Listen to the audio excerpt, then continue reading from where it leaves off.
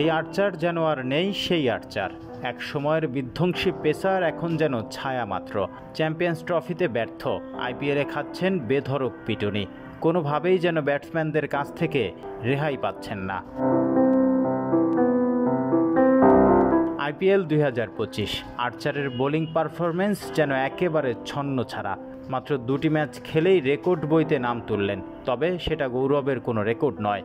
প্রথম ম্যাচে সানরাইজার্স হায়দ্রাবাদের বিপক্ষে 4 ওভারে দিলেন 76 রান, যা আইপিএলের ইতিহাসে এক ইনিংসের সবচেয়ে বেশি রান দেওয়ার রেকর্ড। এরপর কলকাতার বিপক্ষে 2 ওভার 3 বল করে রান দেন 33। মাত্র 39 বল করে খরচ করেছেন 107 রান।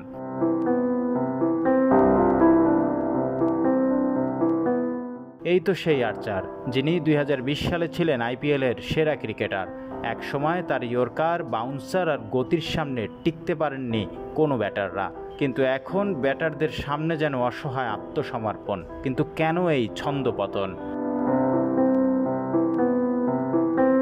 2021 থেকে 2024 এই সময় আর্চারের শরীর বারবার বিশ্বাসঘাতকতা করেছেন নিজের সঙ্গে। 3 বার অস্ত্রোপচার হয়েছে তার হাতে।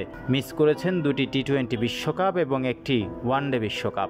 লম্বা সময় চোটে থাকার পর পেসারদের জন্য আগের ফর্মে ফেরাটা কঠিন। চ্যাম্পিয়ন্স ট্রফিতেও দেখা গেছে এই উদাহরণ। 3 ম্যাচে 6টি উইকেট পেলেও নিয়ন্ত্রণ করতে পারেননি রানের চাকা। দক্ষিণ আফ্রিকার বিপক্ষে 9 ওভারে 55 রান, ভারতের বিপক্ষে 4 ওভারে দেন 60 রান। রাজস্থান রয়্যালস যে আর্চারকে বড় পরিকল্পনায় রেখেছে সেটা তাদের বিশাল অঙ্কের বিনিয়োগেই বোঝা যায়। কিন্তু এই আস্থা কি ফিরিয়ে দিতে পারছেন তিনি? ক্রিকেট বিশেষজ্ঞরা বলছেন আর্চারকে ধৈর্য ধরতে হবে।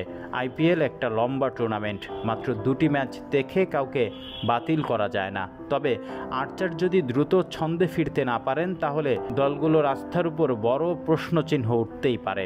এখন প্রশ্ন, আর্চার কি পারবেন পুরনো ফর্মে ফিরতে, নাকি হারিয়ে যাবেন সময়ের স্রোতে?